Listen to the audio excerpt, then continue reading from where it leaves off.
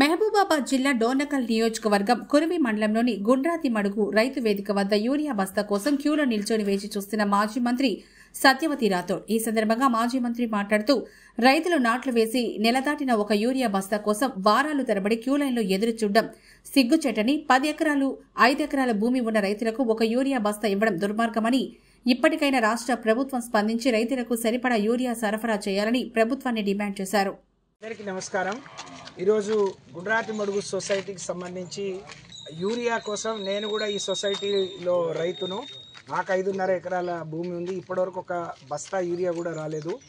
అనేక సార్లు మా ఇంట్లో వాళ్ళని పంపించినా, మా అల్లుడు పోయినా ఇయ్యలేని పరిస్థితి ఉంటే స్వయంగా నేనే వెళ్ళి నిజంగా ఇంత కష్టం ఉందా అని చూడటం జరిగింది. ఎంత సిగ్గుచేటు అంటే, గడిచిన నెల రోజులుగా రాష్ట్రంలో రైతు వ్యవసాయాన్ని వదిలేసి, నాట్లు పెట్టడం వదిలేసి యూరియా కోసం వారాల తరబడి క్యూలో ఉంటున్నారు. 10 ఎకరాలున్నా 5 ఎకరాలున్నా ఒక్క బస్తా మాత్రమే ఇస్తున్నారు. ఇది చాలా దుర్మార్గం. ఈ ప్రభుత్వం మీద, యూరియా రైతుల కష్టాలు చూస్తే ఈ ప్రభుత్వం మీద మరి దున్నపోతు మీద వానబడ్డట్టు ఉంది తప్ప ఈ రాష్ట్ర ప్రభుత్వానికి, రేవంత్ రెడ్డి గారికి చీమ కుట్టినట్టు లేదు. మరి ఎంత అధ్వానమైన పరిస్థితి, ఎంతమంది కొట్టుకుంటున్నారు. ఎప్పుడు లేని కొత్త పరిస్థితిని 10 ఏళ్లలో ఒక్కరోజు ఒక్క రైతు రోడ్డు ఎక్కని పరిస్థితి నుంచి ఈరోజు 500-600 పెడితే కూలీలు రావట్లేరు. కానీ వాళ్ళ వేసిన పొలాల్లో దిగుబడి రాదని, ఎకరానికి ఒక బస్తా ఇచ్చినా బాగుండు.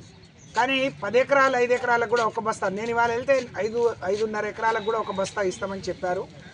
నేను నా కోసం రాలేదు, అందరి కోసం వచ్చినా అని చెప్పిన. అక్కడ చూస్తే పరిస్థితి చాలా దయనీయంగా ఉంది. ఇది చాలా దుర్మార్గం, చాలా అన్యాయం. ఇప్పటికైనా ప్రభుత్వం కళ్ళు తెరిచి, కాంగ్రెస్ వాళ్ళ గురించి మాట్లాడితే, రాష్ట్ర ప్రభుత్వం గురించి మాట్లాడితే మరి కేంద్రం గురించి చెప్తుంది. కేంద్రమేమో ఈ రాష్ట్ర ప్రభుత్వం ముందే ఇండెంట్ ఇవ్వలేదు, కేంద్రానికి కట్టాల్సిన పైసలు కట్టలేదు, ఆ సబ్సిడీ పైసలు కాబట్టి మేము పెట్టలేదు అని వాళ్ళు చెప్తున్నారు. ఎంత దుర్మార్గం అంటే, మరి ఇంత దారుణం ఇంకే రాష్ట్రంలో చూసి ఉండం.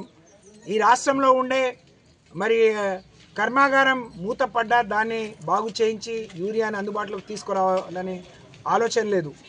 ఇక్కడ నుంచి కాంగ్రెస్ నుంచి, బీజేపీ నుంచి 8 మంది రైతుల్ని కేంద్రానికి పంపిస్తే ఒక్క రోజు ఒక్క ఎంపీ రైతుల గురించి పార్లమెంట్లో ప్రస్తావించింది లేదు. ఇలాంటి దుర్మార్గులనే, ఇలాంటి పనికి మాలిన వాళ్ళని, ఇలాంటి చేతగాని వాళ్ళను ఇవాళ పార్లమెంట్కి పంపిస్తే ప్రయోజనం లేదని ప్రజలు అనుకుంటున్నారు.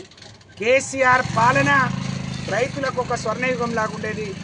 ఆ రోజు ఒక రైతును రాజుగా చేసి నిలబెట్టాలని ఆయన విత్తనాలను అందుబాటులో ఉంచడం, ఎరువులను అందుబాటులో ఉంచడం, పంటలు కాపాడుకోవడానికి రైతు బంధు ఇవ్వటం, నీళ్లు ఇవ్వటం, పండిన పంటను కొనుగోలు చేసి రైతులకు అండగా నిలబడితే ఈరోజు ప్రభుత్వం మరి రైతుల ఆత్మహత్యలకు, ఇప్పుడే మరి అప్రాజ్పల్లి దగ్గర 2 రైతులు యాక్సిడెంట్ అయి ప్రమాదంలో, ఒక రైతు అప్పటికప్పుడే చనిపోయిండు, ఇంకో రైతు చావు బతుకులో ఉన్నాడు. ఇప్పుడే సమాచారం కూడా వచ్చింది.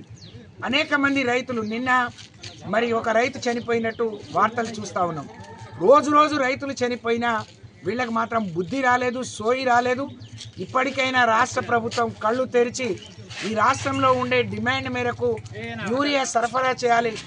ఎన్ని లక్షల ఎకరాల్లో వరి పొలాలు వేస్తున్నారు, ఎంత యూరియా వచ్చింది, ఎంత డిమాండ్ ఉంది, ఎంత సప్లై చేసినాం, ఎంత గ్యాప్ ఉందనే సోయి లేని పాలకులు ఈ రాష్ట్రాన్ని పరిపాలించడం, అలాంటి నాయకులు మనల్ని పరిపాలించడం మనం చేసుకున్న దురదృష్టం.